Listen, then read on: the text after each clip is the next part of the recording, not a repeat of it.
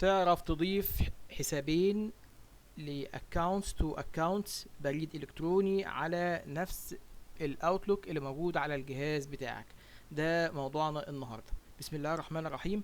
النهاردة هنتعلم ازاي نقدر نحط حسابين أو تو ايميل أكاونتس على نفس الأوتلوك، وفي نفس الوقت تقدر تضيف 3 أو 4 أو 5، وتقدر في نفس الوقت تبعت من أيهم أنت تفضله أو أيهم أنت حابب تبعت منه.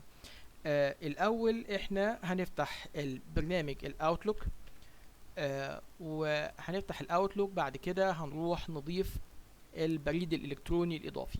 احنا في الحلقة اللي فاتت كنا حطينا بريد إلكتروني وكان اسمه تيست لو فاكرين. النهاردة هنضيف بريد إلكتروني جديد، وهنا لينا أكتر من طريقة في الإضافة. أولا إن أنا هروح أقول له من فايل هاد account setting وبعدين account setting، وهنا هقدر اقول له ان انا عايز اعمل new، والنيو هنا نقصد بيها new email account، new email account، او من جوه الكنترول بانل زي ما احنا شايفين. نقدر نقول له من ميل عايز اروح للايميل اكاونت، وهنا هقدر اقول له ان انا هنيو ايميل اكاونت. نفس الخطوه بالظبط، ايهم افضل ليك وايهم اقرب ليك تقدر تستخدمها. فهنرجع تاني نقول من فايل account setting وهنقول له new.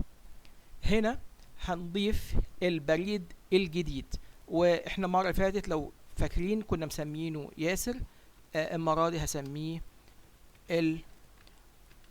الشبراوي، والبريد بتاعي هيكون عبارة عن ده اللي هو تيست 2. واحنا قلنا هناخد الباسورد اللي احنا معينينها قبل كده في السيرفر. اسف انا عملت خطوة غلط، دوست غلط. طب اوكي، هقول له مانيوال وهقول له نيكست، مفيش مشكلة. هنقول له مانيوال وهنقول له نيكست. وهنا المرة اللي فاتت قلنا هنضيف الانترنت ايميل اللي هو البوب اور اي ماب، سواء كان على بروتوكول بوب او الاي ماب، وهنقول له نيكست. وهنيجي نقول له طبعا انا جاي ومعايا الباسورد. الباسورد هحطها له هنا كنترول في. وعايز البريد الالكتروني بتاعي، هو هنا بيقول لي طبعا انت هتشتغل بوب ولا اي ماب. هنشتغل بوب ميل.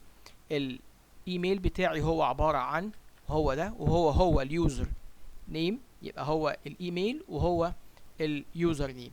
وكنا قلنا قبل كده في الانكoming ميل سيرفر والاوتجوينج ميل سيرفر اللي هو البوب ميل والاس ام تي بي، هاخد كلمة ميل،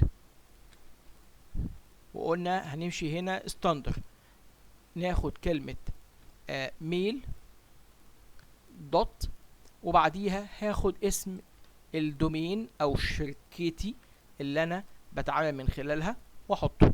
هيصبح عندي mail.wanlinkegypt.com. هو ده الانكoming، وهو in the same time هو الاوتجوينج.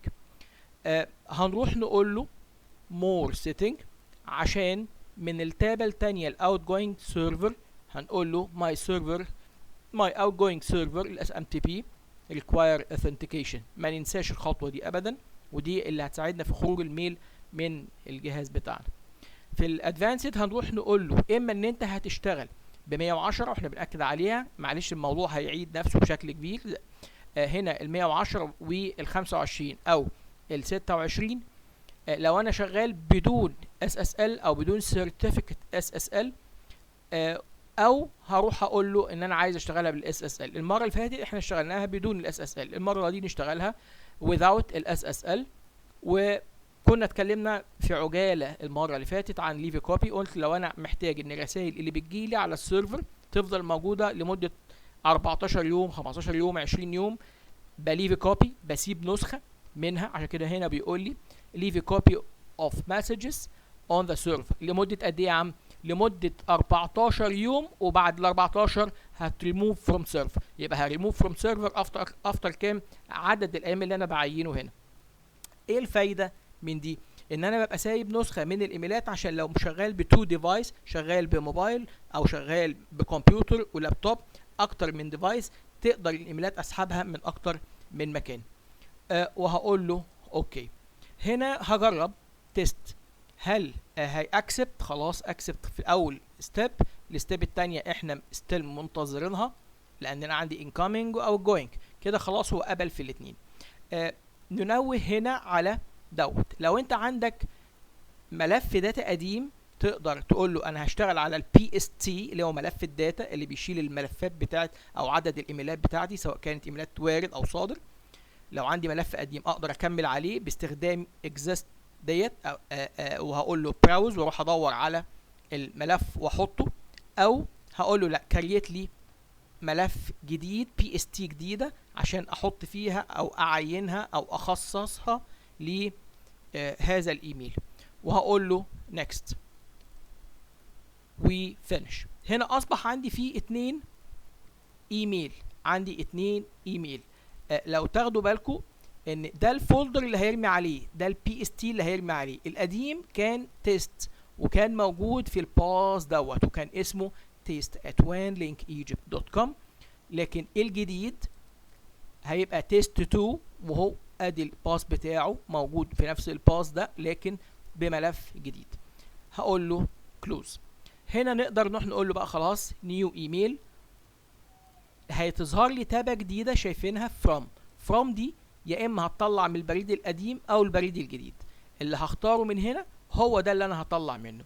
هقول له عايز ابعت للبريد دوت وهقول له ان ده test2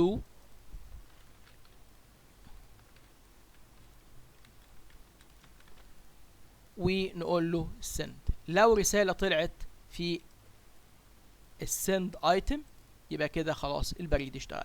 اصبح عندي في 2 بي اس تي، ادي واحده وادي واحده، الاولانيه والثانيه. لما بفتحها بيبقى تحتيها الانبوكس بتاع البريد الوارد، تحتيها السند ايتم الرسائل اللي طلعت، وتحتيها الاوت الرسائل اللي لسه ستيل بتطلع من عندنا. كده نكون خلصنا الجزئيه بتاعت اضافه حساب بريد جديد مع الحساب اللي موجود قبل كده في برنامج الاوتلوك. اتمنى تكون الحلقه عجبتكم ومنتظر تعليقاتكم لو في اي تعليقات، او لو حابين ان انتوا تتناقشوا في اي موضوع او نطرح اي موضوع نعرضه بالفيديو تحت امركم طبعا. منتظر التعليقات ومنتظر اللايك والشير والسبسكرايب عشان اي حاجه جديده نقدر نحطها تكون توصلكم بشكل سليم ومستمر. اتشرفت بحضراتكم ودمتم في امان الله.